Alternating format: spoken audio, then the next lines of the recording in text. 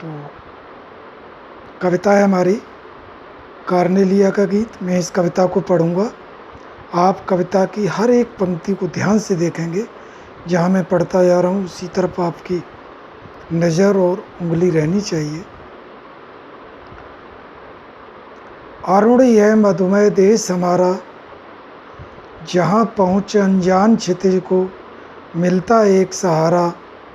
सरस तामरस गर्व विभा पर नाच रही तर शिखा मनोहर। छिटका जीवन हरियाली पर मंगल कुमकुम सारा। लघु सुरधनु से पंख पसारे, शीतल मलय समीर सहारे। उड़ते खग जिस ओर मोह किए, समझ नीच नीड निज प्यारा। तो कार्नेलिया सिंधु नदी के किनारे ग्रीक शिविर के पास एक वृक्ष के नीचे बैठी हुई है। वह हमारे भारत देश की प्राकृतिक सुंदरता को देखती है। तो उसी सुंदरता का वर्णन करते हुए कह रही है कि अरुण यह मधुमय देश हमारा। हमारा देश लालिमा युक्त कितना मिठास भरा हुआ है। अर्थात इसकी प्राकृतिक सुंदरता इतनी अनुपम है, इतनी सुंदर है, जहाँ पहुँच अनजान क्षितिज को मिलता है एक सहारा। इस देश में जिस प्रकार एक क्षितिज पर जाकर सूरज और पृथ्वी मिले हुए दिखाई देते हैं, ठीक वैसे ही हमारे इस देश में कोई भी अनजान व्यक्ति आ जाए, उस व्यक्ति के प्रति भी हमारी सद्भावना और उसके प्रति करुणा की भावना ऐसी होती है कि निसंकोच हम उसको सहारा देते हैं। सरस तामरस गर्व विभा पर नाच रही तर शिखा मनोहर। अर्थात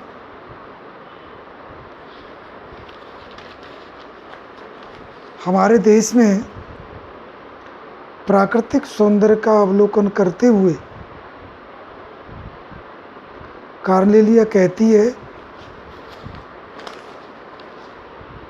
कि जो हमारे पेड़ों की डालियां हैं, उन पेड़ों की डालियों पर सुबह के सूरज की किरणें पड़ती हैं तो हमें नाचती हुई दिखाई दे रही हैं, बड़ी सुंदर दिखाई दे रही हैं। और ऐसा लगता है जैसे छिटका जीवन हरियाली पर मंगल कुमकुम सारा। जैसे सुबह सुबह किसी ने इस डालियों पर, पेड़ों पर जो सूरज की किरणें पड़ रही हैं, उस पर लालिमा युक्त किरणों का रंग ऐसा दिखाई दे रहा है जैसे इस हरियाली पर किसी ने केसर बिखेर दी हो। लघु सुरधनु से पंख पसारे, शीतल मलय समीर सहारे। और शीतल हवा जो मलय पर्वत की ओर से बहती हुई चल रही है, उस शीतल हवा में आकाश में पंछियों का झुंड उड़ता हुआ ऐसा दिखाई देता है जैसे छोटे छोटे इंद्रधनुष के समान वो आकाश में उड़ रहे हैं। उड़ते खग जिस ओर मोह किए, समझ नीच निज प्यारा। कार्नेलिया कहती है कि आप ये समझ लीजिए, जिस ओर पक्षी आकाश में अपना मुंह करके उड़ रहे हैं, तो ऐसा मान लगता है मानो वो हमारे देश की ओर मुंह करके उड़ रहे हों और अपने घोंसले की ओर जा रहे हों। कहने का तात्पर्य ये है, कार्नेलिया ने जो बात व्यक्त की है कि आकाश में उड़ते हुए पंछी इंद्रधनुष की रेखा के समान समूह में उड़ रहे हैं और वो जिस ओर मुँह करके उड़े जा रहे हैं, तो उनका सीधा रास्ता भारत देश की तरफ है कि वो हमारे देश की तरफ उड़ते हुए आ रहे हैं। तो ये बात स्पष्ट होती है कि हमारा देश लोगों को ही, अनजान लोगों को ही सहारा नहीं देता, बल्कि पक्षियों को भी सहारा देता है।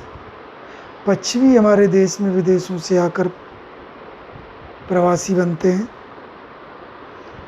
तो ऐसी हमारे इस देश की विशेषताएं हैं जो कार्नेलिया ने इस कविता में हमारे देश की प्राकृतिक सुंदरताओं का, मानवीय लोगों की भावनाओं का, उनकी करुणा का वर्णन किया है।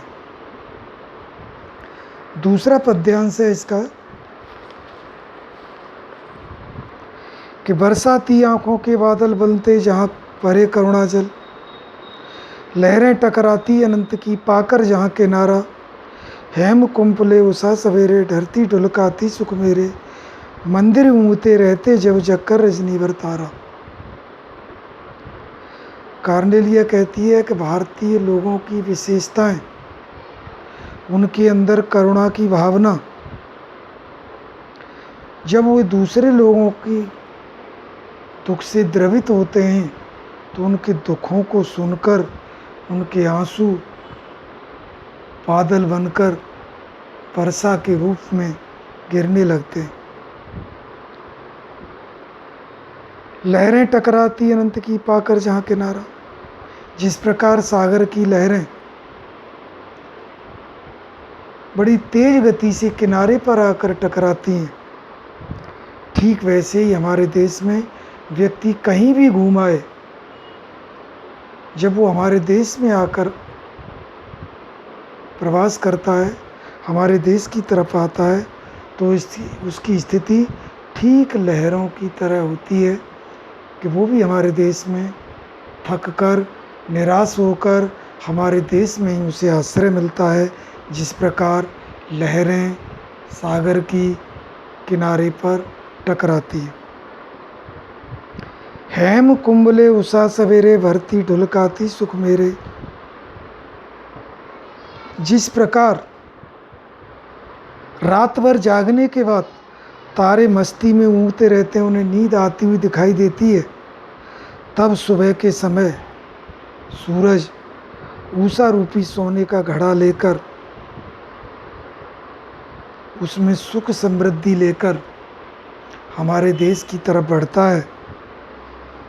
रात बीत जाने के बाद जब सुबह सुनहरी किरणें धरती पर अपना प्रकाश फैलाती हैं, तो उस समय बड़े ही सुखद अनुभूति होती है, सुख मिलता है। और सुबह उठने वाली जो किरणों की लालिमा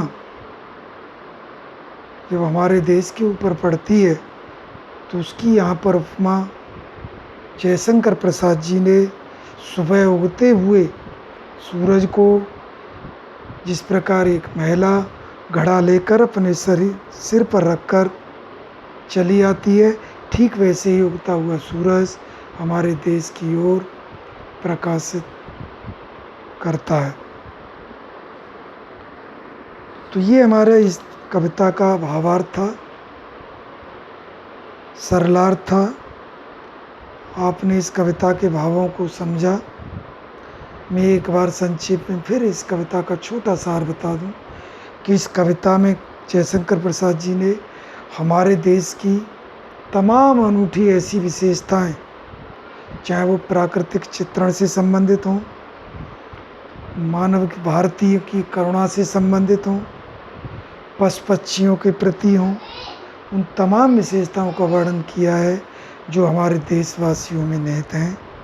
उन्हीं विशेषताओं को जयशंकर प्रसाद जी ने कार्नेलिया के मुख से सिंधु नदी के तट पर हमारे सामने प्रस्तुत किया है।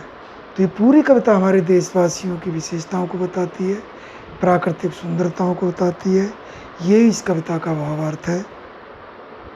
धन्यवाद।